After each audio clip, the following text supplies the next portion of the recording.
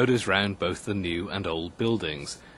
Mr. Kennedy introduced the Grand Prix system after taking charge of the unit in 2003. He insists the period of isolation described in his document simply didn't happen in practice. That is implied in the document, but the reality is, as the running records will show, that didn't happen. They were actually brought out, they were taken outside, to the area that I showed you for fresh air exercise. There was a vestibule which was about half the size of this room. They were brought out there for meals. There was a shower and a loo facility within it that they would access. And it appears to me that there's been a literal reading of this, and it's been seen in its darkest light. And I can understand that.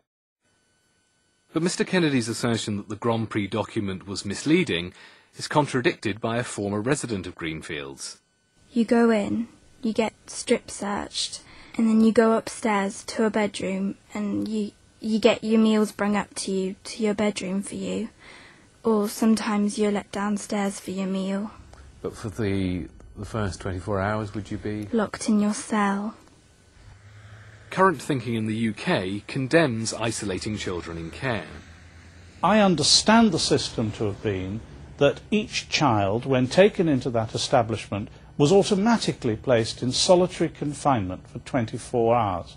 That, in my view, is a brutal and inhuman form of treatment which could not be better designed to disaffect young people. Concerns about Les Chênes and Greenfields have prompted the States of Jersey to commission a wide-ranging independent inquiry into children's services on the island. The report, by the former head of Devon County Council's Social Services, Andrew Williamson, is due to be published later this month. Nobody from the government of Jersey wanted to give us an interview. We did receive a statement from Jim Pershard, the Assistant Minister for Health and Services.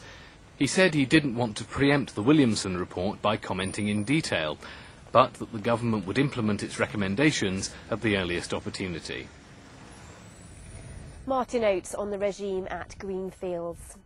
So with concerns stretching back nearly 60 years, culminating in a criminal inquiry here at Haut de la Garonne, what chance is there of fundamental change in the government of Jersey?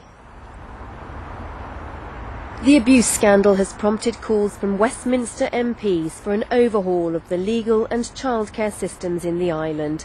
And certainly Senator Sivray believes constitutional reform is long overdue. But the island's chief minister was following a different agenda when he called a press conference only 2 days ago. Its aim? To inform the international media about Sivray's sacking. I would make it clear that I have not invited Senator Sivray to sit alongside me. He has chosen to do so of his own volition, but I will not make any further comment on that. So inside out, has there been a cover-up? Absolutely not. But if there has, I say not because I have no evidence of a cover-up. But if there has, and I've made this very clear in interviews a couple of days ago, then anyone involved in a cover-up will be investigated as vigorously and as thoroughly as anyone who may have perpetrated these horrendous crimes in the first place. The police now face the grim task of ensuring there will be no cover-up. Their patient, painstaking work may well bring the abusers to justice, but it's also stirred up a welter of emotion and painful memories, long buried in the island's hidden past.